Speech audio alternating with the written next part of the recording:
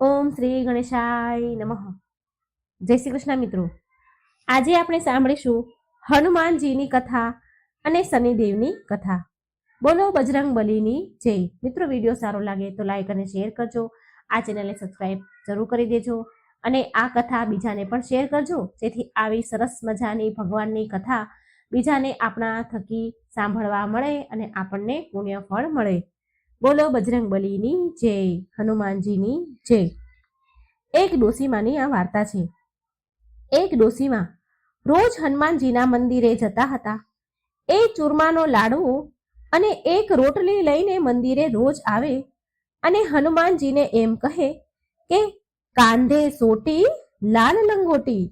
આટલું કહેતા જ ડોસીમાં આટલું બોલે એની સાથે જ હનુમાનજી આવે અને ચૂરમાના લાડુ અને રોટલી ખાઈ લે. પછી ડોસી બોલે કે મેં તમને આપ્યું જવાનીમાં અને તમે મને આપજો ગઢપણમાં. પૂજા કર્યા બાદ તે ડોસીમાં પાછા ઘરે આવી જતા. એક દિવસ તેની વહુ બોલી, સાસુમાં, તમે રોજ લાડવો અને રોટલી લઈને ક્યાં જાઓ છો? ત્યારે ડોસીમાં બોલ્યા, વહુ, હું બાલાજીના મંદિરમાં જાઉં છું. તો વહુ બોલી, હવે મંદિરે જવાનું બંધ કરો, આ રોજ રોજ જવાનું બંધ કરો. સાસુમાં બિચારા દુઃખી થયા. એમણે કઈ જવાબ આપ્યો નહીં અને પછી તો સાસુમાં એણે કઈ ન ખાધું ન પીધું અને જઈને સૂઈ ગયા. સૂતા સૂતા એ ડોસીમાને 5 દિવસ થઈ ગયા.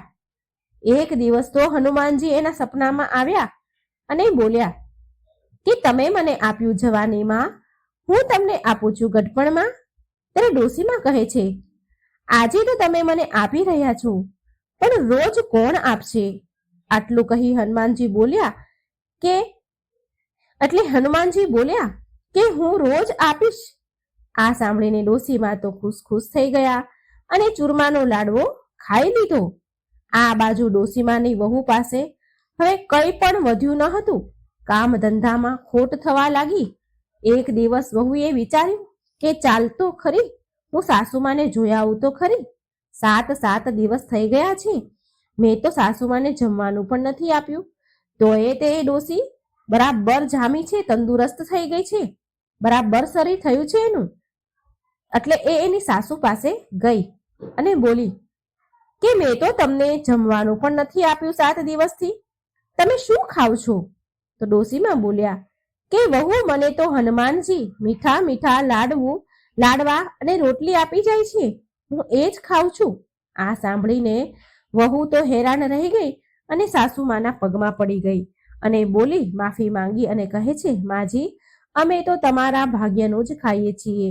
અમારા ઘરમાં તો હવે કંઈ પણ નથી રહ્યું.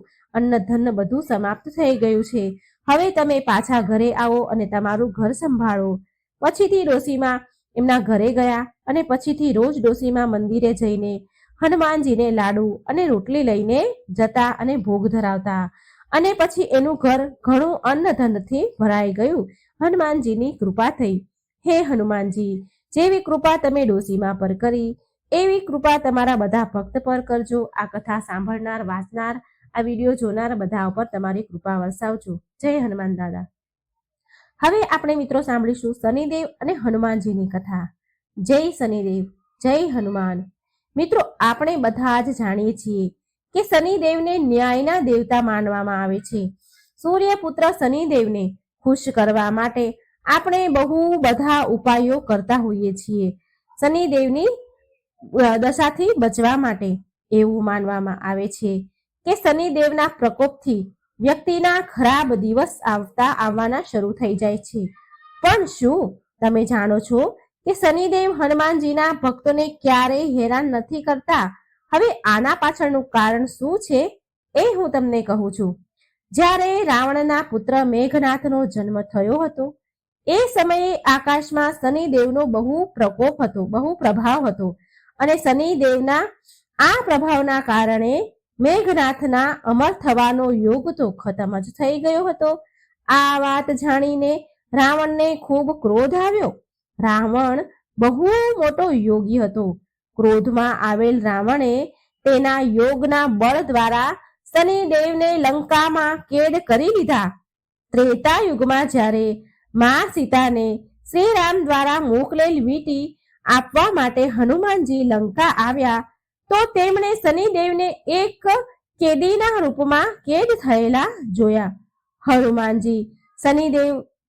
હનુમાનજી શનિદેવને ત્યાં જોઈને તો હેરાન થઈ ગયા અને તેમને આનું કારણ પૂછ્યું. શનિદેવે એને બતાવ્યું હનુમાનજીને કે હું શનિદેવ છું. રાવણે એના યોગ બળથી મને અહીં કેદ કરી મૂક્યો છે. શનિદેવે હનુમાનજીને ત્યાંથી છોડાવવા માટે આગ્રહ કર્યો, વિનંતી કરી. ત્યાર પછી જ્યારે હનુમાનજીએ શનિદેવને રાવણથી મુક્તિ અપાવી તો શનિદેવ ખુશ થઈ ગયા અને હનુમાનજીને વરદાન માંગવા માટે કહ્યું. ત્યારે હનુમાનજીએ કહ્યું કે કળિયુગમાં જે પણ મારો ભક્ત હશે અને મારી આરાધના કરશે તો તમે તેને ક્યારેય પણ અશુભ ફળ નહીં આપો. ત્યાર પછીથી શનિવારે હનુમાનજીની પણ પૂજા કરવામાં આવે છે અને બધા જ હનુમાન ભક્તો પર શનિદેવની કૃપા રહે છે. કહેવાય છે કે લંકાથી પ્રસ્થાન કરતી વખતે શનિદેવે લંકા પર એમની વક્ર દ્રષ્ટિ નાખી હતી અને આ જ કારણથી રાવણ અને તેના પૂરા કુળનો યુદ્ધમાં નાશ થઈ ગયો હતો. આના સિવાય એક બીજી પણ એવી કથા છે કે એકવાર હનુમાનજી તેમના પ્રભુ શ્રી રામનું સ્મરણ કરી રહ્યા હતા. એ સમયે શનિદેવ ત્યાં આવી ગયા અને કહેવા લાગ્યા કે હવે કળિયુગ પ્રારંભ થઈ ગયો છે. આ યુગમાં હનુમાનજી તમારું શરીર દુર્બળ છે અને મારું શરીર બળવાન થઈ ગયું છે અને હવે હું તમારા શરીર પર સાડા સાતી બનીને આવી રહ્યો છું. શનિદેવને બિલકુલ અહેસાસ ન હતો કે હનુમાનજી રઘુવીરના પરમ ભક્ત છે અને એના શરીર પર કોઈ પણ પ્રકારની દશાનો કોઈ પણ પ્રકારનો પ્રભાવ થતો નથી, પડી શકે નહીં. હનુમાનજીએ શનિદેવને કહ્યું કે તમે મને મારા પ્રભુ શ્રીરામનું સ્મરણ કરવા દો. મારા શરીર અને મારી આત્મા પર મારા પ્રભુ શ્રીરામ સિવાય બીજું કોઈ ન આવી શકે. મારા શરીર અને મારી આત્મા પર પ્રભુ શ્રીરામનો જ વાસ છે. પણ શનિદેવ તો માન્યા નહીં. તેમણે કહ્યું કે પૂરી સૃષ્ટિ પર મારી દ્રષ્ટિ છે અને તમે આનાથી ન બચી શકો, તમે આનાથી દૂર ન રહી શકો. જ્યારે શનિદેવ માન્યા નહીં તો હનુમાનજી બોલ્યા કે તમે મારા શરીરમાં ક્યાં બેસવા માંગો છો શનિદેવ? તો શનિદેવે બહુ ગર્વ સાથે કહ્યું કે હું પહેલા 2.5 વર્ષ મસ્તક પર બેસીને બુદ્ધિને વિચલિત કરું છું. બીજા 2.5 વર્ષ હૃદયમાં બેસીને હું મનુષ્યને અભદ્ર દુષ્ટ બનાવી દઉં છું અને છેલ્લા 2.5 વર્ષ હું પગમાં બેસીને તેને ભટકાવું છું. અને શનિદેવના માન્યા નહીં અને હનુમાનજીના મસ્તક પર આવીને બેસી ગયા. તો હનુમાનજીએ એમના માથા ઉપર એક પર્વત મૂકી દીધો. આ જોઈ શનિદેવ ગભરાઈ ગયા અને તેમણે કહ્યું, હનુમાનજી તમે આ શું કરી રહ્યા છો? હનુમાનજીએ જવાબ આપ્યો કે હું મારી ખંજવાળ મટાડી રહ્યો છું, મને ખંજવાળ આવી રહી છે. આમ કહીને હનુમાનજીએ એક બીજો પર્વત એના માથા ઉપર મૂક્યો. તો શનિદેવ બોલ્યા, હનુમાનજી તમે આને ઉતારો, હું તમારી વાત માનવા તૈયાર છું. તો ફરી હનુમાનજીએ એક ત્રીજો પથ્થર તેમના માથા ઉપર મૂકી દીધો. હવે શનિદેવ ગભરાઈ ગયા અને બોલ્યા કે હું ક્યારે તમારી આસપાસ પણ નહીં આવું. તો ફરી પાછા હનુમાનજીએ એક ચોથો પર્વત તેમના માથા ઉપર મૂક્યો. હવે શનિદેવને કંઈ સમજાતું ન હતું. શનિદેવ હનુમાનજીને કહેવા લાગ્યા કે હું ન ક્યારે તમને હેરાન કરીશ અને ન તમારા ભક્તોને હેરાન કરીશ. મિત્રો, આ જ કારણ છે કે હનુમાનજીના ભક્તોને શનિદેવ ક્યારેય હેરાન નથી કરતા. મિત્રો, જો તમે પણ હનુમાનજીની આરાધના કરો છો તો તમારે પણ શનિદેવથી ભયભીત થવાની જરૂર નથી. શનિદેવ એમની કૃપા તમારા પર હંમેશા રાખશે. જય શનિદેવ. શનિદેવની એક અન્ય કથા. એક ગામમાં એક બ્રાહ્મણ તેના પરિવાર સાથે રહેતો હતો. એકવાર જ્યારે તે સૂઈને ઉઠ્યો તો એ બહુ ચિંતામાં હતો. તે તેના પત્નીને પૂછે છે, એટલે તેની પત્નીએ એને પૂછ્યું. જ્યારે બ્રાહ્મણ ઉઠ્યા તો ચિંતામાં હતા તો એની પત્નીએ પૂછ્યું કે તમે સવારમાં કઈ ચિંતામાં ડૂબ્યા છો? શું ચિંતા છે? તો બ્રાહ્મણ બોલ્યા કે આજકાલ મને સપનામાં રોજ એક વ્યક્તિ નીલા એટલે કે વાદળી કપડાં પહેરેલા દેખાય છે અને કહે છે કે હું તને લાગીશ. આ સાંભળી તેની પત્ની બોલી, અરે આ તો શનિદેવ છે અને તમારા ઉપર શનિની દશા લાગવાની છે. હવે જ્યારે એ તમારા સપનામાં આવે ને તો તમે એમ કહેજો કે લાગી જાઓ, પણ સવા પહોરથી વધારે હા ન ભરતા, હા ન કહેતા. બીજા દિવસે બ્રાહ્મણને રાતમાં એવું જ સપનું આવ્યું. એટલે બ્રાહ્મણ બોલ્યા, લાગી જાઓ. તો શનિદેવ બોલ્યા, બ્રાહ્મણ, હું 7.5 વર્ષ સુધી લાગીશ. બ્રાહ્મણ બોલ્યા, નહીં નહીં મહારાજ, આ તો મારાથી સહન નહીં થાય. તો શનિદેવ બોલ્યા, ઠીક છે, તો 5.5 વર્ષ માટે લાગીશ. તો બ્રાહ્મણ દેવ બોલ્યા, નહીં મહારાજ, નહીં, હું આ સહન નહીં કરી શકું. તો શનિદેવ ફરી બોલ્યા કે તો 2.5 વર્ષ લાગીશ. એટલે બ્રાહ્મણ બોલ્યા, મહારાજ, આ પણ મારાથી સહન નહીં થાય. આમ કરતા કરતા શનિદેવ બોલ્યા, સવા પહોર માટે તો તારે મારી દશા સહન કરવી જ પડશે. પછી બ્રાહ્મણ હા પાડે છે. અને સવાર ઉઠીને બ્રાહ્મણે તેની પત્નીને બધી વાત કહી અને બોલ્યા કે મને સવા પહોરની દશા લાગી છે.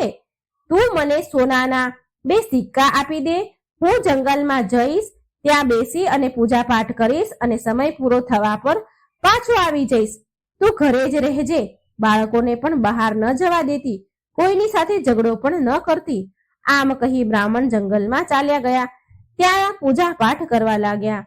1 પહોર તો આમ વીતી ગયો. બ્રાહ્મણે વિચાર્યું કે 1 પહોર તો વીતી ગયો, હવે થોડી જ વારમાં આ બીજો જે સમય બાકી છે એ રસ્તામાં જ કપાઈ જશે. આમ વિચારીને એ બ્રાહ્મણ ઘર તરફ આગળ વધ્યા. પરંતુ શનિની દશાથી કોણ બચી શક્યું છે? શનિદેવે રસ્તામાં તરબૂચનું ખેતર મૂકી દીધું. બ્રાહ્મણ વિચારે છે કે બાળકો માટે તરબૂચ લઈ જાઉં. બ્રાહ્મણે તરબૂચના જે ખેતરના માલિક હતા એને અવાજ આપ્યો, બોલાવ્યા, પણ એ માળી આવ્યો નહીં. તો બ્રાહ્મણે 1 સોનાનો સિક્કો ત્યાં મૂકી દીધો અને 2 તરબૂચ તોડી લીધા અને તેના થેલામાં મૂકીને આગળ વધ્યા. શનિદેવ રાજાના સૈનિકોના વેશમાં આવ્યા.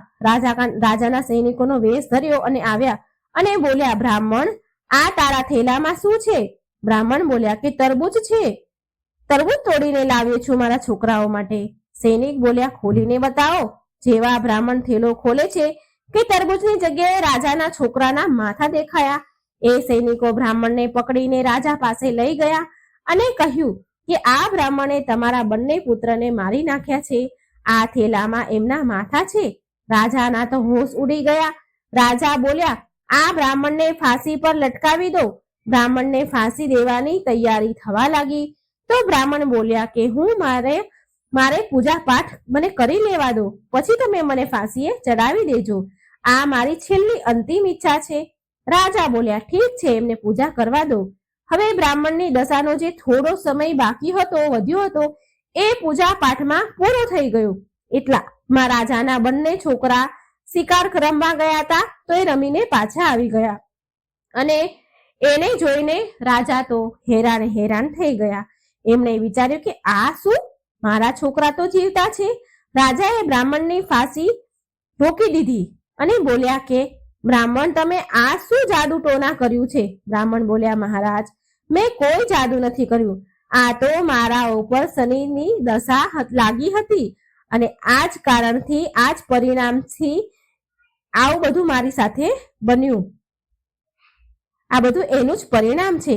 રાજાએ પૂછ્યું કે દશા લાગે તો શું ઉપાય કરવો જોઈએ? બ્રાહ્મણ બોલ્યા કે જો રાજાને શનિની દશા લાગે તો કાળા હાથીનું દાન આપવું જોઈએ. કોઈ શેઠને કે કોઈ સાહુકારને દશા લાગે તો કાળા ઘોડાનું દાન કરવું જોઈએ. સાધારણ ગ્રહસ્થ મનુષ્યને દશા લાગે તો એમને કાળા કૂતરાને તેલથી ચોપડેલી રોટલી આપવી જોઈએ. પીપળાના ઝાડને પાણી રેડવું જોઈએ અને કથા વાર્તા કરવી જોઈએ. પછી રાજાએ બ્રાહ્મણને છોડી દીધા. બ્રાહ્મણ ઘરે પહોંચ્યા તો એની પત્નીએ પૂછ્યું કે થેલામાં શું છે? તો બ્રાહ્મણ બોલ્યા કે તરબૂચ લાવ્યો છું બાળકો માટે. પત્નીએ થેલો ખોલીને જોયું તો તરબૂચની જગ્યાએ ધન ભર્યું હતું. પત્નીએ પૂછ્યું કે આટલું બધું ધન ક્યાંથી લાવ્યા? તમને તો શનિની દશા લાગી હતી ને?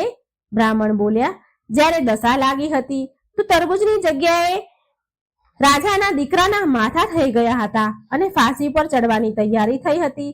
અને જ્યારે દશા ઉતરી તો તરબૂચની જગ્યાએ ધન થઈ ગયું છે.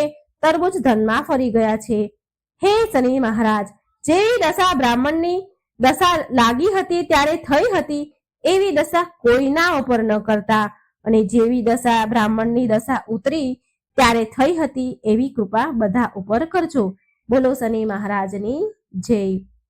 ભગવાન શિવ પણ શનિની વક્ર દ્રષ્ટિથી નતા બચી શક્યા. ભગવાન શિવ પર પણ પડી હતી શનિદેવની વક્ર દ્રષ્ટિ. સરસ મજાની કથા છે મિત્રો, સાંભળો. આ કથા ભગવાન ભોળાનાથની અને શનિદેવની છે. એક સરસ કથા લઈને હું આવી છું મિત્રો. શનિદેવને ન્યાયના દેવતા કહેવાય છે. પોતાના જીવન કાળમાં દરેક વ્યક્તિને શનિદેવની વક્ર દ્રષ્ટિનો સામનો કરવો જ પડે છે. નવગ્રહોમાં શનિદેવ સૌથી ધીરે ચાલવા વાળા ગ્રહ છે અને આ બધા રાશિઓનું ભ્રમણ કરવા માટે 30 વર્ષનો સમય લગાડે છે શનિદેવ. મનુષ્ય, દેવતા, દાનવ, ઋષિ મુનિ બધાને જ આમની વક્ર દ્રષ્ટિનો સામનો કરવો પડે છે.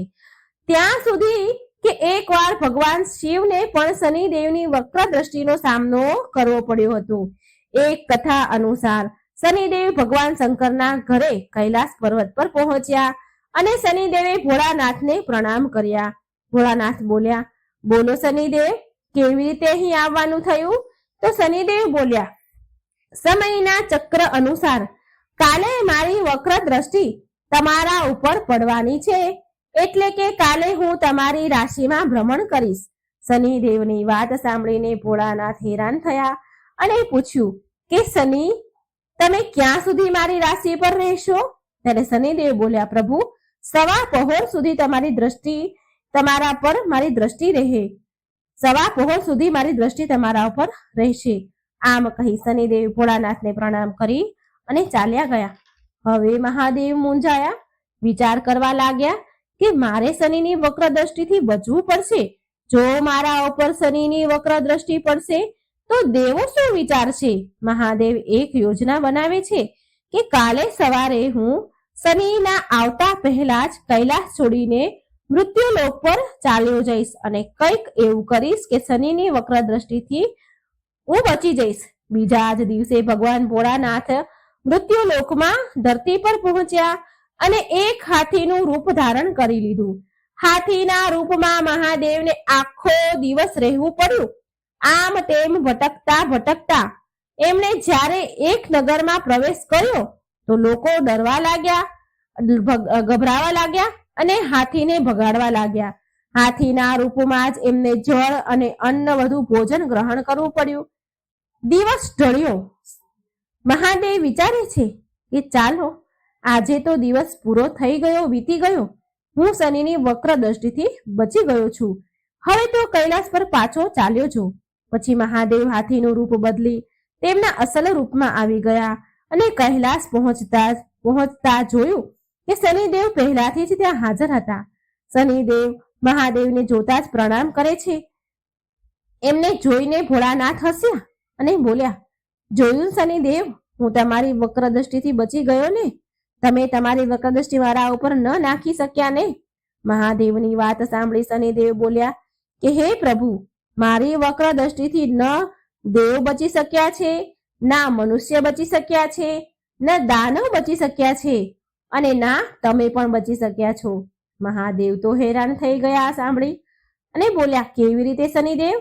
તો શનિદેવ બોલ્યા, પ્રભુ, આ મારી વક્ર દ્રષ્ટિનો જ પ્રભાવ હતો કે તમે તમારું વાસ્તવિક સ્વરૂપ ત્યાગીને હાથીની યોનિમાં તમે ગયા. તમારે હાથીની યોનિમાં જવું પડ્યું, આમ તેમ ભટકવું પડ્યું. પશુ યોનિમાં જ તમારે અન્ન જળ ગ્રહણ કરવું પડ્યું. તમારું નિવાસ સ્થાન કૈલાસ છોડવું પડ્યું. મારી દ્રષ્ટિ જેવી તમારી ઉપર પડી એ જ પરથી તમને શનિ દશાના તમે પાત્ર બની ગયા હતા. આ સાંભળી મહાદેવ હસ્યા અને શનિદેવને ગળે લગાડ્યા અને બોલ્યા કે શનિદેવ, ખરેખર તમે મારા શિષ્ય કહેવાને યોગ્ય છો. સાથે એ વરદાન આપ્યું કે 9 ગ્રહોમાં તમારું સ્થાન શ્રેષ્ઠ હશે. જીવનમાં સારા કામ કરવા વાળા તમારાથી ભયભીત નહીં થાય અને જળમાં કમળ સમાન સુરક્ષિત રહેશે. આવી રીતે શનિદેવની દ્રષ્ટિનો સામનો બધાને જ કરવો પડે છે, પણ જે ધર્મના અનુકૂળ આચરણ કરે છે, દયા, સદભાવના, પ્રેમ અને સુવિચાર રાખે છે, એ બધા જ સુખ મેળવે છે. જે વ્યક્તિ શનિવારે પીપળાના ઝાડને પાણી અર્પણ કરે છે, કાળી વસ્તુનું દાન કરે છે, ગાયત્રી મંત્રના જાપ કરે છે, પશુ પક્ષીઓને અન્ન અને જળ આપે છે, કીડીઓને કીડિયારું પૂરે છે, લોટ નાખે છે અને શનિ ચાલીસા વાંચે છે અને શનિદેવની કથા સાંભળે છે, એના ઉપર શનિદેવની કૃપા સદાય માટે બની રહે છે. બોલો જય શનિદેવ, જય હનુમાનજી. હનુમાનજી અને શનિદેવની આજે પવિત્ર કથા આપણે સાંભળીશું. બોલો શ્રી રામની જય, રામ ભક્ત હનુમાનની જય. આ એક સમયની વાત છે. રાવણે જ્યારે સીતાહરણ કર્યું હતું તો વાનર સેનાની સહાયતાથી જ્યારે શ્રી રામ ભગવાને સાગર પર બંધ બનાવ્યો ત્યારે તે બંધની સુરક્ષા માટેની જવાબદારી ભગવાન શ્રી રામે હનુમાનજીને સોંપી હતી. સવારનો સમય હતો. સમુદ્ર કિનારે હનુમાનજી શ્રી રામ નામના ધ્યાનમાં ડૂબી ગયા હતા. તે સમયે હનુમાનજીના તનમનનું તેમને હોશ ન હતું. સમુદ્રની લહેરોનો જોરનો અવાજ પણ તેમને સંભળાઈ રહ્યો નહોતો. હંમેશાની જેમ શનિદેવ ભ્રમણ કરવા નીકળ્યા તો સાગર ઉપર બનેલા તે સેતુ પર તેની નજર પડી. જ્યારે હનુમાનજી ધ્યાનમાં મગ્ન હતા તો શનિદેવ ફરતા ફરતા તે સેતુની નજીક આવી ગયા અને સૂર્યપુત્ર શનિદેવ પણ હનુમાનજીથી થોડે જ દૂર વિચરણ કરી રહ્યા હતા. શનિદેવ વારંવાર એવો વિચાર કરી રહ્યા હતા કે કોને તેનો શિકાર બનાવું, પણ તેમને દૂર દૂર સુધી કોઈ દેખાઈ રહ્યું ન હતું. હવે શનિદેવની તેજ નજર ભીની જે જગ્યા સમુદ્રનો તટ હતો જ્યાં જ્યાં પડી ત્યાં ભીની જગ્યા હતી, સુકાઈ જતી હતી. જ્યાં જ્યાં તેમની નજર પડે ત્યાં ભીની જગ્યા સુકાઈ જતી હતી અને તેનાથી શનિદેવનો અહમ વધારે ને વધારે વધતો ગયો. શનિદેવની નજર આંખો બંધ કરેલા હનુમાનજી પર પડી તો શનિદેવે મનમાં ને મનમાં બોલ્યા કે મળી ગયો શિકાર. હા, તે વાનર તો છે પણ જીવિત તો છે જ. શનિદેવ હસતા હસતા શનિદેવ હનુમાનજી તરફ ચાલવા લાગ્યા અને શનિદેવ દૂરથી જ બોલ્યા કે અરે, આ તો વાનર છે, જલ્દીથી તારી આંખો ખોલ. અરે વાનર, તારી આંખો ખોલ. જો હું તારી સુખ શાંતિને નષ્ટ કરવા આવ્યો છું. હું સૂર્યપુત્ર શનિ છું. આ સૃષ્ટિમાં એવું કોઈ નથી જે મારો સામનો કરી શકે. શનિદેવ એવું વિચારતા હતા કે હનુમાનજી તેનું નામ સાંભળતા જ પગથી માથા સુધી કાંપવા ધ્રુજવા લાગશે, તેના ચરણોમાં પડી જશે, તેની સામે કરગરીને તેના પ્રાણોની ભીખ માંગશે. શનિદેવ આવું વિચારતા હતા, પરંતુ એવું કંઈ પણ થયું નહીં. હનુમાનજી શાંત ભાવથી તેમની રામ નામની ભક્તિમાં લીન રહ્યા. અંતે છેલ્લે શનિદેવે તેમને ચુનૌતી આપી કે પોતાની કહેલી વાત પર હનુમાનજી પર કોઈ અસર થયો નહીં. આ જોઈ શનિદેવ ક્રોધે ભરાયા અને હનુમાનજીનું ધ્યાન ભંગ કરવાની કોશિશ કરવા લાગ્યા. હજી પણ હનુમાનજી પર તેનો કોઈ પ્રભાવ ન પડ્યો. આ જોઈને શનિદેવનો ક્રોધ સાતમા આસમાન પર પહોંચ્યો. હનુમાનજીએ ધીરે ધીરે આંખો ખોલી ક્રોધથી કાળા પડતા શનિદેવને જોયા. હનુમાનજી તેમના ચહેરા પર દયાભાવ લાવતા તેમને પૂછ્યું કે મહારાજ, તમે કોણ છો અને આ તપતા સેતુ પર તમે શું કરી રહ્યા છો? કહો, હું તમારી કોઈ સેવા કરી શકું છું? હનુમાનજીની વાત સાંભળીને શનિદેવ ગુસ્સેથી લાલ પીળા થઈ ગયા અને બોલ્યા કે એ મૂર્ખ વાનર, હું ત્રણેય લોકોને ભયભીત કરવા વાળો શનિ છું. જેની પણ રાશિ પર મારા પગ પડે તે પછી તે દેવ હોય કે રાક્ષસ હોય, ઇન્દ્ર હોય કે કુબેર હોય, બધા જ ધરાશાયી થઈ જાય છે. અને આજે હું તારી રાશિ પર આવી રહ્યો છું. જો તારામાં સાહસ હોય તો મને રોકીને બતાવ. આ સાંભળી હનુમાનજી હસીને બોલ્યા કે તમારા નાક પર તો ક્રોધ જલ્દી આવી જાય છે મહારાજ. હું એક વૃદ્ધ ગરડો વાનર અને તમે યુવાન સૂર્યપુત્ર. હું શું ખાઈને તમને રોકીશ? હું શું કામ તમને રોકું? માત્ર પ્રાર્થના જ કરી શકું છું કે વ્યર્થનો ક્રોધ છોડી દો. કોઈ બીજી જગ્યા પર જઈને તમારો પરાક્રમ બતાવો. નમ્રતાથી હનુમાનજી બોલ્યા, શનિદેવ, હું અત્યારે મારા આરાધ્ય શ્રી રામનું ધ્યાન કરી રહ્યો છું. કૃપા કરીને મારી શાંતિ ભંગ ન કરો. તમે મને શાંતિથી શ્રીરામની આરાધના કરવા દો. હનુમાનજીની આવી વાત સાંભળી શનિદેવ વધારે ને વધારે ભડક્યા. શનિદેવ એકદમ આગળ વધીને બોલ્યા કે જ્યારે કીડીની કીડીનું મોત આવે છે ને તો તેની પાંખો નીકળી આવે છે અને હવે તારા પણ ખરાબ દિવસ નિશ્ચિત છે. આટલું કહીને શનિદેવ આગળ વધીને હનુમાનજીના બાવડા પકડી લીધા અને તેની તરફ ખેંચવા લાગ્યા. હનુમાનજીને લાગ્યું કે તેના બાવડા કોઈ સળગતી અગ્નિમાં મૂકી દીધા હોય. એક જ ઝટકામાં તેણે તેના બાવડા શનિદેવના હાથમાંથી છોડાવી દીધા. શનિદેવ વિકરાળ રૂપ ધારણ કરીને તેને હનુમાનજીનું બીજું બાવડું પકડવાનું વિચાર્યું તો હનુમાનજીની ધીરજ પૂરી થઈ ગઈ. પછી હનુમાનજી ગરજીને બોલ્યા કે માની ગયો કે તારી દુષ્ટતાનો કોઈ અંત નથી. તારી જોડે તો હવે લડવું જ પડશે. અને પછી બસ હનુમાનજીએ શ્રીરામનું નામ લઈને તેમની પૂંછ આગળ વધારવાની શરૂ કરી દીધી. પૂંછડી આગળ વધારતા જતા અને શનિદેવને પૂંછડીમાં લપેટતા જતા હતા. શક્તિથી અજાણ શનિદેવને તેનો અહેસાસ ન થયો અને જ્યાં સુધી અહેસાસ થયો ત્યાં સુધીમાં તો હનુમાનજી શનિદેવને તેની પૂંછડીમાં લપેટી ચૂક્યા હતા. શનિદેવ પૂરી શક્તિ લગાડીને હનુમાનજીની પૂંછડીને તોડવાની કોશિશ કરી રહ્યા હતા અને હનુમાનજી શનિદેવની લાચારી જોઈ જોર જોરથી હસી રહ્યા હતા. શનિદેવની અક્કડ હજી સુધી ગઈ ન હતી અને શનિદેવ બૂમો પાડીને બોલ્યા કે તું તો શું, તારા શ્રીરામ પણ મારું કઈ બગાડી નહીં શકે. તું જોતો જા હું તારી શું દશા કરું છું. શ્રીરામ વિશે આવા શબ્દ બોલતા શનિદેવ પર હનુમાનજી વધારે કઠોર બની ગયા. હનુમાનજીએ ઉછળીને સમુદ્રના તટ પર દોડવાનું શરૂ કરી દીધું. હનુમાનજીની લાંબી પૂંછડી કેટલી પથ્થરોની શિલાઓને ટકરાવીને જઈ રહી હતી. ઘણીવાર કાંટાવાળી ઝાડીઓમાં ભટકાઈ જતા હતા. પૂંછડીમાં લપેટાયેલા શનિદેવનો હાલ બેહાલ થઈ ગયો. તેમના કપડાં ફાટી ગયા અને આખા શરીર પર વાગીને બધે ઢીમચા અને લોહી નીકળી ગયું. હવે શનિદેવ પથ્થરો સાથે ભટકાઈને અધ મરેલા જેવા થઈ ગયા. હનુમાનજી સમુદ્રના ચક્કર પર ચક્કર લગાવી રહ્યા છે. હનુમાનજીના તો ક્યાંય ઊભા રહ્યા નહીં અને તેમણે પાછું વળીને શનિદેવ તરફ જોયું પણ નહીં. થોડે વાર પછી હનુમાનજીએ પાછું વળીને જોયું તો શનિદેવ લોહી લુહાણ થઈ ગયા હતા. લોહી લુહાણ થયેલા ઢીલા અવાજમાં સૂર્યદેવને પોકાર્યા.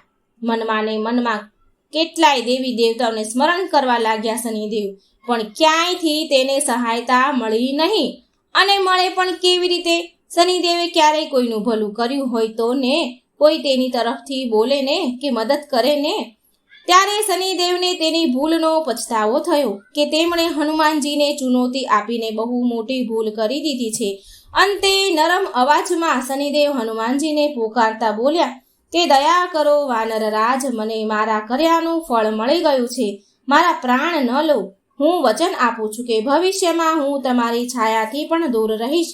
શનિદેવ તેની ભૂલની માફી માંગવા લાગ્યા. હનુમાનજીએ શનિદેવને એક વાર વધારે જોરમાં જમીન પર પછાડ્યા અને બોલ્યા કે માત્ર મારી છાયાથી જ નહીં પણ મારા ભક્તોની છાયાથી પણ દૂર રહેજો. જલ્દીથી હા બોલો, નહીં તો એક વાર હજી પછાડું છું.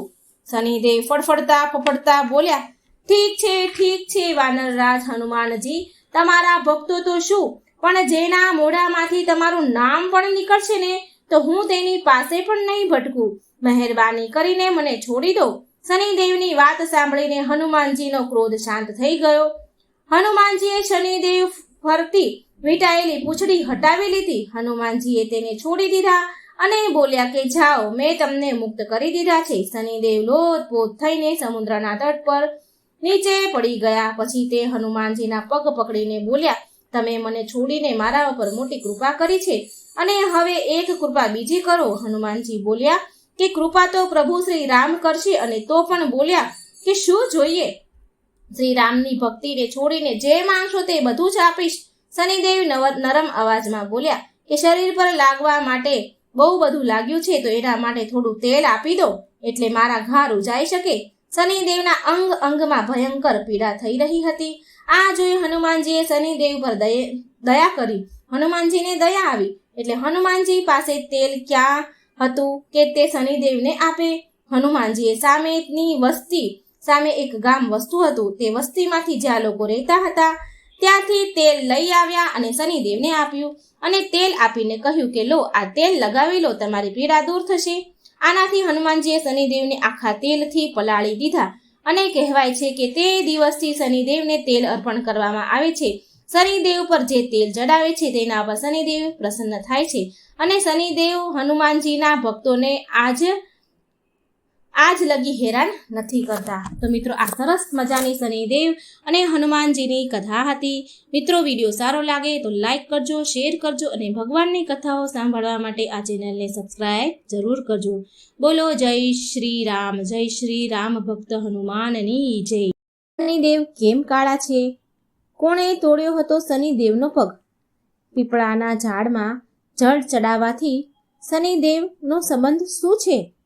તો મિત્રો, ખૂબ જ સરસ મજાનો જાણકારી મેળવવા લાયક વિડીયો છે. અંત સુધી સાંભળજો અને વિડીયો સારો લાગે તો લાઈક અને શેર પણ જરૂર કરજો.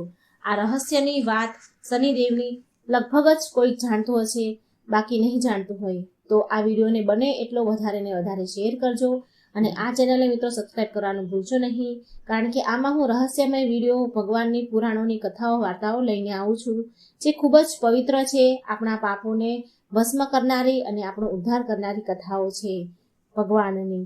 તો મિત્રો, આ વિડીયોને આપણે સાંભળીએ. ઓમ શનિદેવ શનેશ્વરાય નમઃ. જય હનુમાન. આજનો સવાલ છે આપણો કે 5 વર્ષથી ઓછા આયુષ્યવાળા બાળકની કુંડળીમાં શનિનું સ્થાન કેમ નથી હોતું? શું કારણ છે આની પાછળ?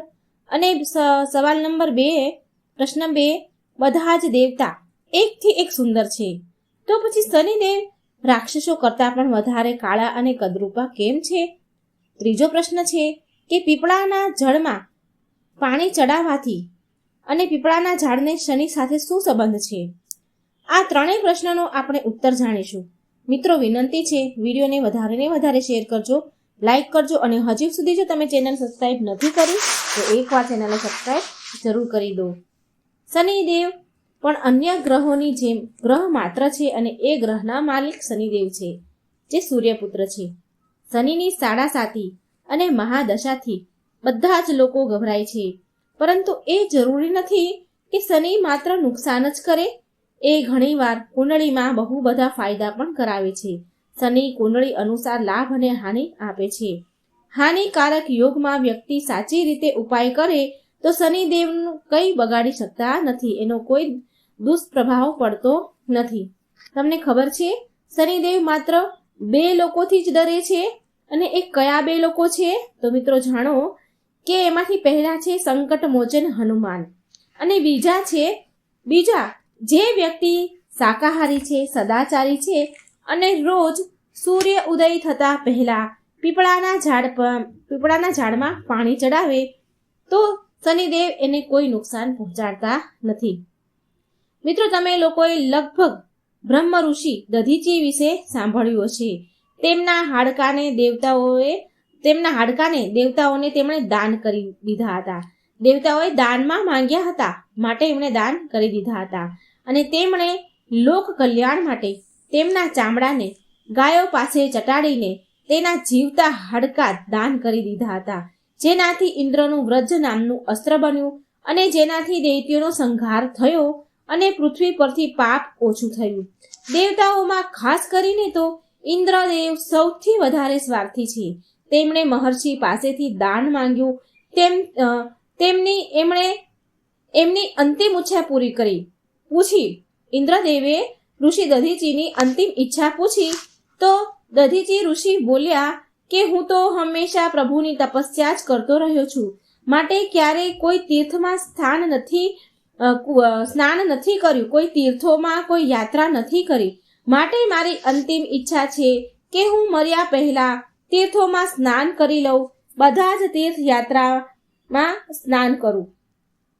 હવે બધા તીર્થ અને યાત્રામાં જો સ્નાન કરવા જાય, યાત્રા કરવા જાય તો બહુ સમય લાગે, માટે ઇન્દ્રદેવ પહોંચ્યા ભગવાન નારાયણ પાસે અને દધીચીની અંતિમ ઈચ્છા વિશે જણાવ્યું. તો ભગવાન વિષ્ણુ કહે છે કે આ તો નિયમ છે કે કોઈ પણ હાલતમાં, કોઈ પણ પરિસ્થિતિમાં મરવાવાળાની અંતિમ ઈચ્છા પૂરી કરવી જ જોઈએ. તો ઇન્દ્રદેવ બોલ્યા, પણ પ્રભુ, જો હું એની તીર્થયાત્રાની ઈચ્છા પૂરી કરવા જઈશ તો વર્ષો લાગી જશે, અને અત્યારે દાનવોનો ખૂબ જ ત્રાસ છે, યુદ્ધ છે, તો પછી બહુ સમય લાગશે, અને એટલો સમય ક્યાં છે આપણી પાસે? ભગવાન વિષ્ણુએ બ્રહ્મા વગેરે દેવતાઓને જણાવ્યું કે તમે બધા મળીને એ જગ્યાએ ઊંડો એક કુંડ બનાવો, અને પછી ગંગા, યમુના, ઘાઘરા, સરયુ, અકલનંદા, ગોમતી, કાવેરી, નર્મદા, બ્રહ્મપુત્રા વગેરે નદીઓનું આવાહન કરો, અને તેમની પાસેથી થોડું થોડું જળ માંગીને એ કુંડમાં નાખો. બધા તીર્થોનું આવાહન કર્યું, અને એમની પાસેથી પણ થોડું થોડું જળ માંગો અને કુંડમાં નાખો. ત્યાર પછી ઋષિ દધીચીને એ કુંડમાં સ્નાન કરાવી દો.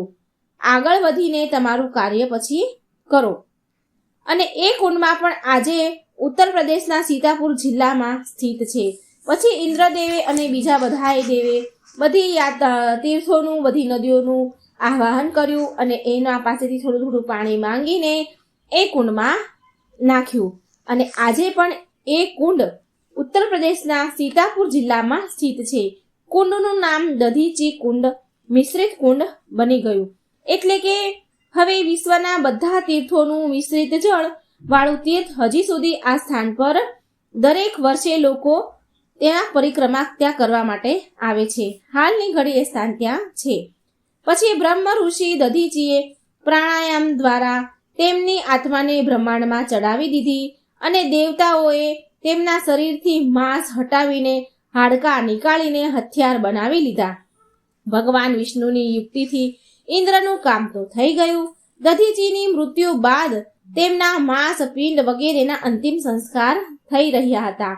તો તેમની મહાન પત્ની પતિવ્રતા નારી, જેની ગોદમાં, એના ખોળામાં નાનો એવો 3 વર્ષનો બાળક હતો, તેને પીપળાના ઝાડના મૂળમાં બેસાડીને તેમના પતિ સંગ દધીચી ઋષિ સંગ સતી થઈ ગયા.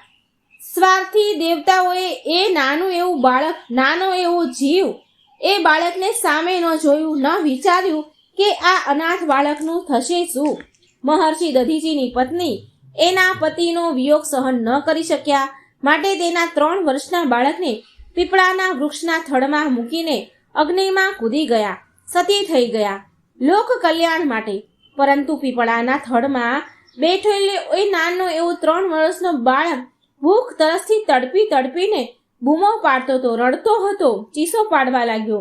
જ્યારે કોઈ વસ્તુ ન મળી તો એ નાના એવા બાળકે જમીન પર પડેલા પીપળાના નાના નાના બોર જેવા જે બીજ ફળ હોય છે એને ખાઈને મોટો થવા લાગ્યો. કાલાંતરમાં પીપળાના પાન અને ફળને ખાઈને તે વનમાં એકલો રહેતો હતો.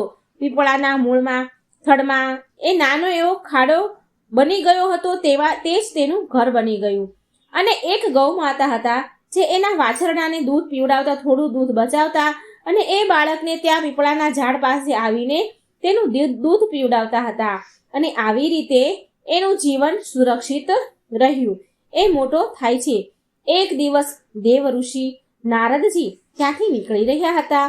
નારદજીએ પીપળાના ઝાડ પાસે ખાડામાં આવા નાના એવા બાળકને જોયો, ને તેમને ઘણું આશ્ચર્ય થયું કે અરે, આ જંગલમાં, આ વનમાં એક નાનું એવું 5-6 વર્ષનું બાળક છે, અને એક પીપળાના ખાડામાં બેઠેલું છે.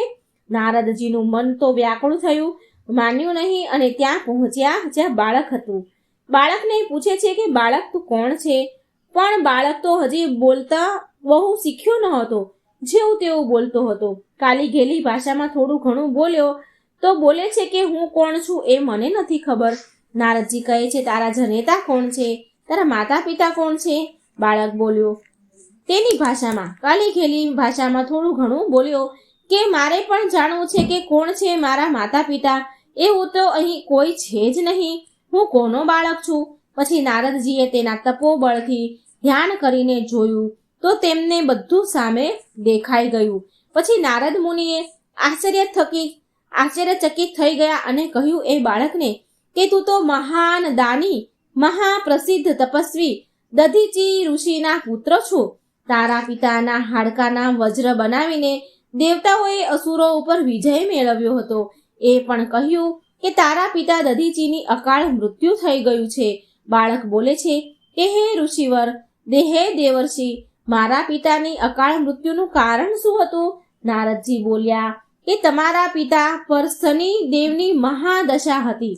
બાળક પૂછે છે કે તો પછી મારા ઉપર આવેલા વિપત્તિનું કારણ શું હતું? નારદજી ફરી કહે છે કે તારા ઉપર આવેલા વિપત્તિનું કારણ પણ શનિદેવની મહાદશા તારા ઉપર પણ હતી. આટલું કહીને દેવ ઋષિ નારદે પીપળાના પાન અને બીજને ખાઈને મોટો થનાર બાળકનું નામ પીપલાદ રાખ્યું અને તેને શિક્ષા આપી તેનો શિષ્ય બનાવ્યો. નારદજીએ તેને બ્રહ્માજીને ખુશ કરવાનો, પ્રસન્ન કરવાનો એક મંત્ર બતાવ્યો અને કહ્યું કે આ મંત્રનો જાપ કરીને તમે બ્રહ્માજીને ખુશ કરો. નારદજીના ગયા પછી બાળકે પીપલાદે નારદજીના બતાવ્યા અનુસાર બ્રહ્માજીની ઘોર તપસ્યા કરી અને તેને પ્રસન્ન કર્યા. બ્રહ્માજીએ જ્યારે બાળક પીપલાદથી પ્રસન્ન થયા તો તેને વરદાન માંગવાનું કહ્યું. તો પીપલાદે વરદાનમાં માંગ્યું કે મારી દ્રષ્ટિ માત્રથી હું જેના ઉપર જોઉં એ જોવા માત્રથી કોઈ પણ વસ્તુ, પ્રાણી, જીવ બળી જવો જોઈએ. આ વરદાન, આ શક્તિ મને આપો. હું જેના ઉપર દ્રષ્ટિ નાખું એ બળી જવો જોઈએ. બ્રહ્માજીએ વરદાન આપ્યું અને અંતર ધ્યાન થઈ ગયા. બ્રહ્માજી પાસેથી વરદાન મળી ગયું એટલે પહેલા તો પીપલાદે શનિદેવનું આવાહન કર્યું અને તેની સામે બોલાવ્યા. હવે શનિદેવ તો બહુ ઘમંડ સાથે આ બાળક મારી પૂજા કરીને મારું આવાહન કરી રહ્યો છે. મારી મહાદશાથી એના પિતાની મૃત્યુ થઈ છે અને એના પછતાવાની જગ્યાએ આગળ પણ બીજા લોકો પણ કરશે. આમ વિચાર કરીને શનિદેવ તો જાય છે કે ભગવાન શિવ અને નારાયણની જે મારી પણ પૂજા થશે, મારી પણ લોકો પૂજા કરશે. આમ વિચારતા શનિદેવ પ્રગટ થયા. શનિદેવ બોલ્યા, હે બાળક, આંખો ખોલ. હું સૂર્યપુત્ર શનિદેવ તારી સામે છું. તારો અભિપ્રાય આપ. તું કોણ છે? શનિદેવને સામે જોઈને પીપલાદને તેની માતા, તેના પિતા અને તેના પર આવેલા દુઃખ બધા યાદ આવી ગયા અને તેને અત્યંત ક્રોધ આવી ગયો અને આંખો ખોલીને ક્રોધમાં શનિદેવને ભસ્મ કરવાનું શરૂ કરી દીધું. શનિદેવના આખા શરીરમાં આગ લાગી અને તે બળવા લાગ્યા. બ્રહ્માંડમાં હાહાકાર મચ્યો. બ્રહ્માજીના વરદાન અનુસાર જેવી તેને આંખો ખોલી કે સામેવાળું બળીને ભસ્મ થાય તો પહેલી ક્રોધમાં આંખો એણે શનિદેવ સામે ખોલીને જોયું. ક્રોધમાં શનિદેવ તો બળવા લાગ્યા. બ્રહ્માંડમાં હાહાકાર મચ્યો. સૂર્યપુત્ર શનિની રક્ષા કરવા બધા જ આવ્યા, પરંતુ આ શું? જે પણ શનિદેવને બચાવવા આવે એ પીપલાદ ઋષિ મુનિના સામે જોવાથી બળવા લાગતા. એ ખુદ બચાવવા પોતાનો જીવ બચાવે કે શનિદેવનો જીવ બચાવે? એ ખુદને બચાવવા કે શનિદેવને? બધા દેવતા વિફળ થઈ ગયા, નિષ્ફળ થયા અને સામેથી ભાગી ગયા. સૂર્યદેવ પણ તેમની આંખોની સામે તેના પુત્રને જીવતા બળતા જોઈને બહુ દુઃખી થયા અને બ્રહ્માજી પાસે તેને બચાવવા માટે વિનંતી કરી. અંતમાં બ્રહ્માજી સ્વયં પીપલાદ સામે આવ્યા અને શનિદેવને છોડી દેવાની પ્રાર્થના કરવા લાગ્યા. પણ પીપલાદ તૈયાર થયા નહીં. બોલ્યા કે આ દુષ્ટના કારણે મારા પિતાનું અકાળ મૃત્યુ થયું છે. મારા પિતાના મૃત્યુ થવાથી મારી મા સતી થઈ ગઈ અને હું એક અનાથ થઈ ગયો અને મારી નાની એવી ઉંમરમાં ભૂખ્યો તરસ્યો આ જંગલમાં ભટક્યા કર્યો. હું આને નહીં છોડું, કોઈ પણ કિંમત પર નહીં છોડું. બ્રહ્માજીએ એકના બદલે 2 વરદાન આપવાની વાત કહ્યું કે જે થયું તે જતું કરો. એ વાતને ભૂલી જાઓ. આ દેવતા છે, આને છોડી દો. તેના કર્મ પર રહેવા દો તેને. પણ પીપલાદ બોલ્યા કે હું આને કોઈ કિંમત પર નહીં છોડું. આને બાળીને ભસ્મ કરી દઈશ. બ્રહ્માજી બોલ્યા, પીપલાદ, તું એકની જગ્યાએ 2 વર માંગી લે, પણ શનિદેવને છોડી દે.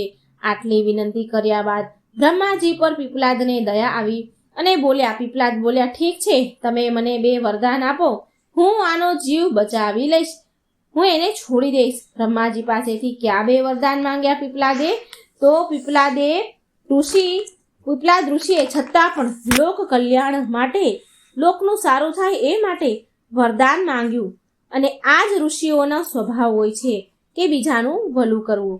પીપલાદ ઋષિ બોલ્યા કે મુજ અનાથને શરણમાં આ પીપળાના વૃક્ષે શરણ આપ્યું છે.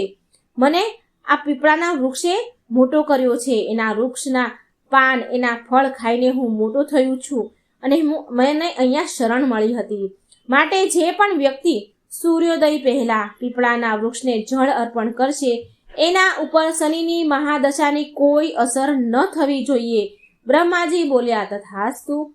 બીજું વર માંગ્યું પીપલાદ મુનિએ કે જન્મથી લઈને 5 વર્ષ સુધીના બાળક, કોઈ પણ બાળકની કુંડળીમાં શનિનું સ્થાન ન હોવું જોઈએ, જેનાથી કોઈ પણ બાળક મારા જેવું અનાથ ન થાય. બ્રહ્માજીએ તથાસ્તુ કહ્યું અને વરદાન આપ્યું. છતાં પણ પીપલાદનો ક્રોધ શાંત ન થયો. હવે પીપલાદ મુનિએ તેના બ્રહ્મદંડ ઉઠાવ્યો. બ્રહ્મદંડ એટલે જે ઋષિ મુનિઓ જોડે લાકડી રાખે, લાકડીનો એક દંડો હોય છે. આ માત્ર ઋષિઓ પાસે જ હોય છે, ઋષિઓ જ રાખે છે. આના ઉપરના ભાગના બગલમાં ફસાવા માટે એક લાકડું હોય છે. જ્યારે તપસ્વી તપસ્યા કરે છે તો તેને ટકાવી રાખે છે. ક્યાંક ઊંઘમાં તેનું શરીર આડું ન પડી જાય, સૂઈ ન જાય, માટે એ ટેકો રાખે છે. પૂરી તપસ્યામાં એ તપસ્વીના શરીર સાથે લાગેલું હોય છે બ્રહ્મદંડ, માટે તેમાં બધા પ્રકારની શક્તિનો સંચાર હોય છે એ બ્રહ્મદંડમાં. આજે પણ ઘણા બધા સાધુ પાસે આવો પવિત્ર બ્રહ્મદંડ હોય છે. તેને દંડી કહેવાય છે, દંડી સ્વામી કહેવાય છે. પીપલાદ ઋષિએ બ્રહ્મદંડથી શનિદેવને મારીને તેમના પગના હાડકાં તોડી નાખ્યા. પછી તેમને મુક્ત કરી દીધા હતા. પરિણામ સ્વરૂપ શનિદેવના પગ ઘાયલ થયા, ક્ષતિ પહોંચી અને પછી તે એકદમ ઝડપથી તેજીથી ચાલવાને લાયક ન રહ્યા. ત્યાર પછી શનિદેવ વિશે કહેવાય છે કે જે ધીરે ધીરે ચાલે છે એ જ શનેશ્વર છે અને તે શનિમાંથી શનેશ્વર થઈ ગયા. શનિદેવને અગ્નિમાં બળવાના કારણે તેમની જે કાયા છે તે ચામડી બળીને અંગ ભંગ થઈ ગઈ અને તેમનો રંગ કાળો થઈ ગયો. તો મિત્રો, સંપ્રતિ શનિની કાળી મૂર્તિ અને પીપળાના વૃક્ષની પૂજાનું માત્ર ને માત્ર આ જ ધાર્મિક હેતુ છે. આગળ જઈને દધીજી પુત્ર પીપલાદે પ્રશ્ન ઉપનિષદની રચના કરી, જે આજે પણ જ્ઞાનનો વ્રત ભંડાર છે. ઘણા લોકોનું માનવું છે કે શનિની માતા છાયા છે માટે તે કાળા હતા, પણ આવું નથી. પીપલાદ મુનિની ઘટના પહેલા શનિદેવ બધા જ અન્ય દેવતા કરતા અન્ય દેવ જેવા શનિદેવ પણ સુંદર દેખાતા હતા. એ કાળા ન હતા. એમને જ્યારે પીપલાદે બાળ્યા ત્યારે એ કાળા થયા અને લંગડા પણ ત્યારે જ થયા, જ્યારે પીપલાદે મારીને બ્રહ્મદંડથી શનિદેવના હાડકાં તોડ્યા. ત્યાર પછી શનિદેવ માત્ર 2 વ્યક્તિથી જ ડરે છે. એક તો હનુમાનજી છે. હનુમાનજીથી કેમ ડરે છે આની કથા પણ મારી ચેનલમાં મિત્રો મૂકેલી છે, જે તમે જઈને મારી ચેનલમાં જઈને સાંભળી શકો છો. અને કોશિશ કરીશ કે હું ડિસ્ક્રિપ્શનમાં પણ આ લિંક મૂકું, અથવા તમે સાંભળી શકશો કે શનિદેવ હનુમાનજીથી કેમ ડરે છે. શનિદેવ બીજાથી ડરે છે કે પીપળાના વૃક્ષમાં જળ જે ચડાવે છે. તો મિત્રો, આશા છે કે તમને આ શનિદેવની વાર્તા સારી લાગી હશે, ઘણું બધું જાણવા મળ્યું હશે, રહસ્ય જાણવા મળ્યું હશે. તો જ્યારે શનિની સાડાસાતી હોય કે શનિની નડતો હોય કુંડળીમાં, તો આવી રીતે પીપળાના ઝાડમાં તમે પાણી ચડાવશો સૂર્યોદય પહેલાં, તો તમારા ગ્રહ પર જે શનિની દુર્દશા હોય એ કોઈ અસર નહીં કરે. તો મિત્રો, આ રહસ્યની વાર્તા તમને કેવી લાગી? આ વિડીયો કેવો લાગ્યો? આવા જ રહસ્યમય વિડીયો સાંભળવા માટે આ ચેનલમાં જજો, સાંભળજો અને ચેનલને સબસ્ક્રાઈબ જરૂર કરજો. ઓમ શનીશ્વરાય નમઃ. હે શનિદેવ, જે કોઈ આ વાર્તા સાંભળે તેના ઉપર તમે કૃપા કરજો, કષ્ટ કાપજો, એવી મારી પ્રાર્થના છે. હનુમાનજી અમર છે મિત્રો. ચિરંજીવી દેવ એવા હનુમાનજીની આરાધના સર્વોત્તમ સર્વશ્રેષ્ઠ છે. રામચરિત માનસમાં આ વાતનું વર્ણન કરેલું છે કે કળિયુગમાં માત્ર નામ આધારા ભગવાન શ્રી હરિનું, રામનું નામ સ્મરણ કરવા માત્રથી જ સર્વ કાય કષ્ટ અશુભતાનો નાશ થાય છે તથા ભગવાન શ્રી હનુમાનજીની કૃપા પ્રાપ્ત થાય છે. માટે શ્રીરામ નામ પણ સર્વશ્રેષ્ઠ છે.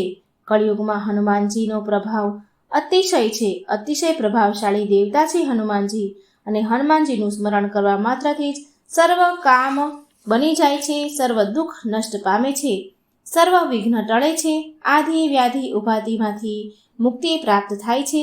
કોઈ બાધા હોય, લૌકિક અલૌકિક કે કોઈ પણ હોય તે પણ નાશ પામે છે. પ્રભુ શ્રી રામ પ્રત્યે હનુમાનજીની અગાધ શ્રદ્ધા છે, માટે હનુમાનજીને અષ્ટસિદ્ધિ નવનિધિની પ્રાપ્તિ થઈ છે. આ અષ્ટસિદ્ધિ અને નવનિધિના કલ્યાણદાતા હનુમાનજી છે, જે અત્યારે કળિયુગમાં જે કોઈ હનુમાનજીની આરાધના કરે છે તેના માટે ખૂબ કલ્યાણકારક છે. કળિયુગમાં રામ ભક્ત હનુમાનજીના દ્વાદશ મંત્ર 12 નામનો મહિમા ખૂબ જ અદ્ભુત છે. જે આ નામોનું સ્મરણ કરે છે એનું સર્વ કામ, સર્વ મનોકામના, સર્વ કષ્ટ તકલીફો દૂર થાય છે. જે આ નામોનું સ્મરણ કરવા માત્રથી જ દરેક તકલીફ, બાધા, સમસ્યા, ઉપાધિઓનો નાશ થાય છે અને હનુમાનજીની કૃપા મળે છે. એ નામ આપણે જાણી લઈએ કે હનુમાનજીના એ 12 નામ કયા છે. તો મિત્રો ધ્યાનથી સાંભળજો.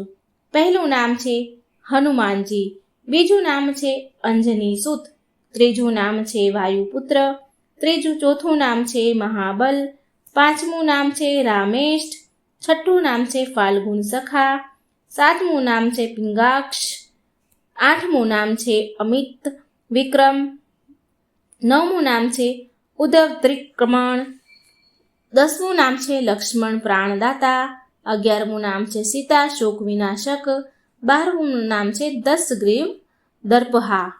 આ 12 નામનો ઉત્તમ શ્રેષ્ઠ મહિમા છે. આ 12 નામ ઉત્તમ શ્રેષ્ઠ કહેવાયા છે. જ્યોતિષશાસ્ત્ર અનુસાર જો આપણે જોઈએ તો આપણી કુંડળીમાં 12 ખાના હોય છે અને 12 ખાનામાં જુદી જુદી જગ્યાએ 9 ગ્રહો વિદ્યમાન હોય છે. ભગવાન હનુમાનજીના આ 12 નામનું સ્મરણ કરવાથી કુંડળીના બધા જ ગ્રહોને શુભ પરિણામ પ્રાપ્ત થાય છે, શુભ ફળ મળે છે અને જીવનમાં સુખ, શાંતિ, આરોગ્ય, સૌભાગ્યની પ્રાપ્તિ થાય છે. હનુમાનજીના આ 12 નામો આખું વર્ષ જપવાથી આખું વર્ષ સારું રહે છે, આખું વર્ષ ફળદાયી રહે છે. મહાબલી, આ 12 નામ, મહાબલીના આ 12 નામના ઉચ્ચારણ કરવાથી વર્ષોથી ચાલી આવતી તકલીફો, દુઃખો પણ દૂર થાય છે. મિત્રો તો જાણીએ કે આ સંકટ મોચન હનુમાનજીના આ નામો કેવી રીતે કઈ સમસ્યાને દૂર કરે છે. તો સૌ પ્રથમ આપણે હનુમાનજીના 12 નામનો મહિમા જાણીએ કે દીર્ઘાયુ મેળવવા માટે હોય છે. હનુમાનજીના આ 12 નામ ક્યારે કેવી રીતે જપવા જોઈએ? તો રોજ સવારે ઉઠીને, પ્રાતઃ કાળે ઉઠીને હનુમાનજીના આ 12 નામને 11 વાર જપવા જોઈએ. આમ કરવાથી દીર્ઘાયુ મળે છે, બધી જ સમસ્યાનો હલ થાય છે. બીજું કે ધનવાન બનવા માટે હનુમાનજીના આ 12 નામનું ઉચ્ચારણ કેવી રીતે કરાય તે જાણીએ. તો હનુમાનજીના આ 12 નામનો મહિમા અનંત છે, પરંતુ બપોરના સમયે આપણે ઘરે હોઈએ, બહાર ઓફિસમાં જ્યાં પણ હોઈએ, ગમે તે સ્થળે, ગમે તે જગ્યાએ હોઈએ, ગમે ત્યાં સ્થાને હોઈએ, તો આ 12 નામનો બપોરના સમયમાં બોલવામાં આવે તો ભક્તોના જીવનમાં ધન સંબંધિત કોઈ પણ કમી રહેતી નથી, કોઈ પણ સમસ્યા રહેતી નથી. ગરીબી, દરિદ્રતા હશે તો પણ દૂર થઈ જશે. આના સિવાય એટલે કે રોકાયેલું ધન પણ ફરી આપણને પાછું મળી જાય છે, કે અટકેલું રોકાયેલું ધન હોય એ પણ પાછું મળે છે. હનુમાનજીના આ 12 નામ લેવાથી પણ કર્જ કે દેવામાંથી પણ મુક્તિ મળે છે. ત્યાર પછી આ 12 નામ લેવાથી ઘરમાં કલેશ હોય, ગૃહ કલેશ, કકળાટ હોય, ઘરમાં પરિવારમાં અશાંતિ હોય, તો આ 12 નામ લેવાથી ઘરમાં શાંતિ મળે છે, ગ્રહ શાંત થાય છે અને આપણા ઘરમાંથી કકળાટ ચાલ્યો જાય છે. સ્ત્રી કે પુરુષ હોય, જ્યારે જીવનમાં પારિવારિક કલેશ હોય, તેવા મહાદેવ ભગવાનના હનુમંતના જો આ 12 નામનું સ્મરણ કરવામાં આવે, સંધ્યા કાળે જો આ સ્મરણ કરવામાં આવે 12 નામ, તો પરિવારમાં સુખ શાંતિ રહે છે. હનુમાનજીના 12 નામનો મહિમા એ પણ જાણીએ કે ભય અને શત્રુતામાંથી રક્ષા મેળવવા માટે હનુમાનજીના આ 12 નામ બોલવા જોઈએ. જો કોઈ શત્રુ વધારે હાવી થયો હોય, જીવનમાં દુશ્મનોથી પરેશાનીઓ હોય, તો હનુમાનજીના આ 12 મંત્ર સંજીવની બુટ્ટીનું કામ કરે છે. હનુમાનજીના આ 12 પવિત્ર નામ રાત્રે સૂતા પહેલા પણ બોલવા જોઈએ. આમ રોજ રાત્રે 12 નામ જપવાથી હનુમાનજીની કૃપાથી શત્રુ ભય નાશ પામે છે, શત્રુઓ શાંત થાય છે અને કોઈ ભય મનમાં હશે તો પણ તે દૂર થઈ જશે. હનુમાનજીની ઉપાસના અત્યંત પ્રભાવશાળી શા માટે છે? તો આપણે એ જાણીએ છીએ કે હનુમાનજી કળિયુગમાં સૌથી મોટા દેવ છે, પ્રભાવશાળી દેવ છે, ચિરંજીવી દેવતા છે અને તુરંત પ્રાર્થના સાંભળનાર દેવતા હનુમાનજી જ છે. એવું મનાય છે કે હનુમાનજી આજે પણ જીવિત છે, કારણ કે હનુમાનજીને અમરત્વનું વરદાન છે. કોઈ પણ ભક્તો પ્રેમથી, ભાવથી, હૃદયથી જો હનુમાનજીનું સ્મરણ કરે તો હનુમાનજી તુરંત દોડીને આવે છે, ભક્તોની સર્વ મનોકામના પૂરી કરે છે, બધી જ બાધાઓ, બધી જ તકલીફો દૂર કરે છે. અદ્ભુત અને કઠોર ભક્તિના કારણે પણ આ હનુમાનજી અષ્ટસિદ્ધિ અને નવનિધિના દાતા છે, વરદાન પણ આપે છે. આ વરદાન અને તેમના ઈષ્ટ ભગવાન શ્રીરામની કૃપાથી હનુમાનજી ભક્તોના સર્વ કષ્ટો દૂર કરવા માટે સક્ષમ અને સમર્થ છે. માટે જ હનુમાનજીની ઉપાસના લાભદાયી, ફળદાયી છે, દરેક સંકટોનો નાશ કરનારી છે. માટે જ હનુમાનજીની ઉપાસના કરતી વખતે ભગવાન શ્રીરામ હનુમાનજીના આ 12 નામ જપવા, જેથી તુરંત જ આપણી પૂજાનું ફળ, આપણી સાધનાનું, આરાધ્યાનું ફળ પ્રાપ્ત થાય.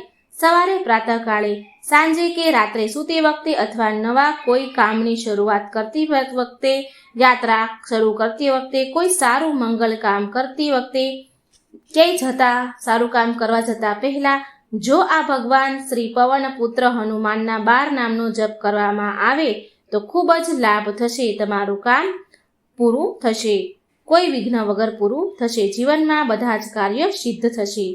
પીળા કાગળ પર લાલ કલરથી કે લાલ પેનથી હનુમાનજીના આ 12 નામ લખીને જો મુખ્ય દ્વાર પર લગાડવામાં આવે અથવા તો પૂજા સ્થાન મંદિરમાં આ 12 નામ લખી મૂકવામાં આવે તો હનુમાનજીની કૃપા સદાય તમારા ઉપર રહેશે. આ 12 નામ લખીને જો લોકેટમાં મૂકીને પહેરવામાં આવે તો હનુમાનજી સદા રક્ષા કરે છે. હનુમાનજીના 12 નામનો જપ કરવાવાળા વ્યક્તિને 10 દિશાઓથી રક્ષણ થાય છે. સવારે આ 12 નામનો જાપ કરવાથી દીર્ઘાયુ મળે છે.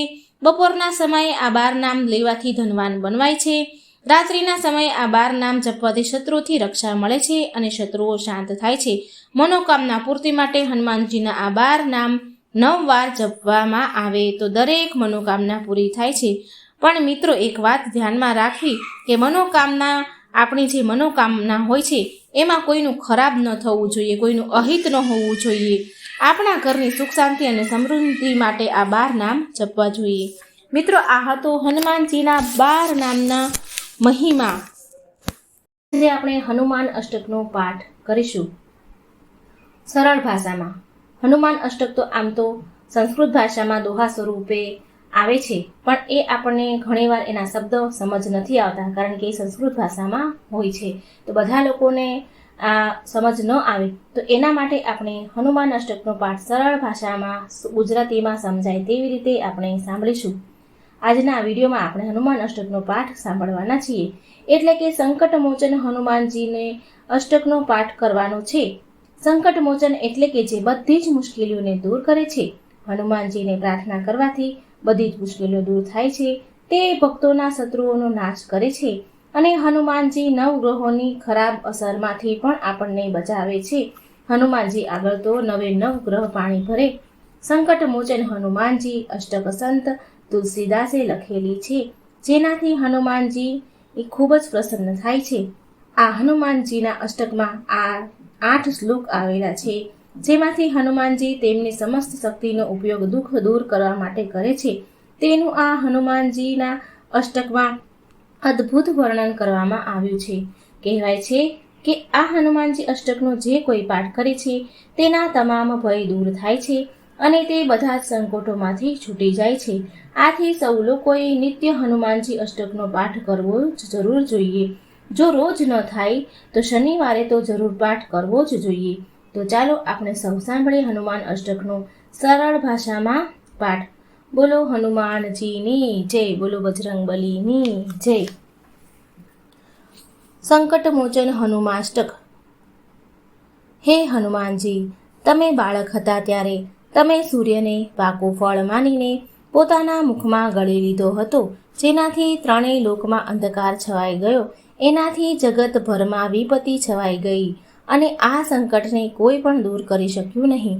જ્યારે સમસ્ત દેવતાઓએ આવીને તમને વિનંતી કરી ત્યારે તમે સૂર્યને મુક્ત કર્યો.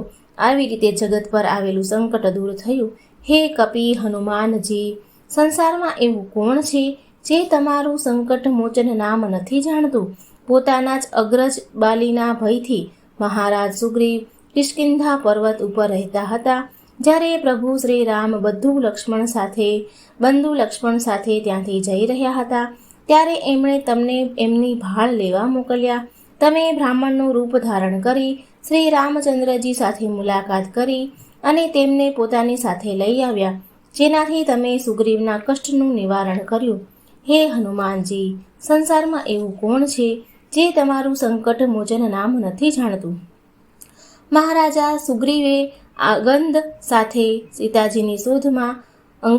સીતાજીની શોધમાં પોતાની સેનાને મોકલી તે વખતે કહી દીધું હતું કે જો સીતાજીની ભાળ લગાવીને ન આવ્યા તો તમને બધાને મારી નાખીશું. બધા શોધીને થાકી ગયા ત્યારે તમે સમુદ્રના કિનારેથી કૂદીને સીતાજીની ભાળ લગાવીને આવ્યા, જેનાથી બધાના પ્રાણ બચી ગયા. એ હનુમાનજી, સંસારમાં એવું કોણ છે જે તમારું સંકટ મોચન નામ નથી જાણતું? જ્યારે અશોક વાટિકામાં રાવણ શ્રી સીતાજીને ભયભીત બનાવ્યા અને અનેક પ્રકારના કષ્ટ આપ્યા અને ત્યારબાદ બધી રાક્ષસીઓને કહ્યું કે હે સીતાજીને મનાવો. હે મહાવીર હનુમાનજી, એ સમયે તમે પહોંચી જઈ આ રાક્ષસોનો સંહાર કર્યો.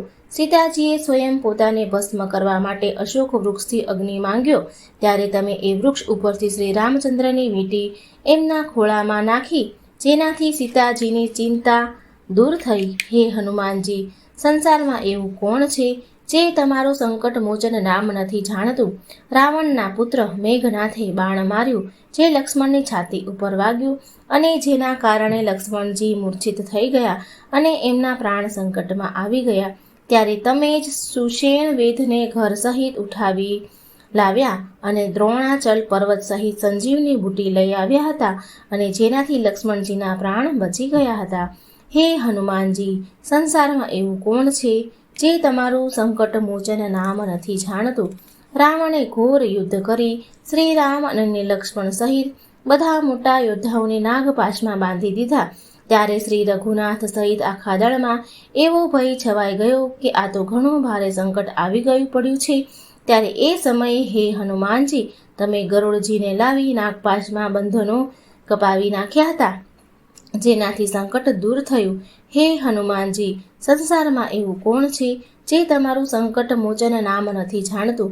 જ્યારે અહીં રાવણ શ્રી રઘુનાથજીને લક્ષ્મણ સહિત ઉઠાવી પાતાળમાં લઈ ગયો અને વિધિ વિધાન સહિત દેવીજીની પૂજા કરી બધાને સલાહથી એ નિશ્ચય કર્યો કે આ બંને ભાઈઓનો બલિ આપીશ. એ સમયે તમે ત્યાં પહોંચી જઈને શ્રી રામની સહાય કરી અને અહીં રાવણનો એની સેના સહિત સંહાર કરી નાખ્યો હતો. હે હનુમાનજી, સંસારમાં એવું કોણ છે જે તમારું સંકટ મોચન નામ નથી જાણતું? હે મહાવીર પ્રભુ, તમે દેવતાઓના મોટા મોટા કાર્યો સુધાર્યા છે. હવે તમે જુઓ અને વિચારો કે મુજ દિનહીનમાં એવું કયું સંકટ છે જેને તમે દૂર નથી કરી શકતા? હે મહાવીર હનુમાનજી, અમારું જે કાંઈ પણ સંકટ હોય તેને તમે શીઘ્ર દૂર કરી દો.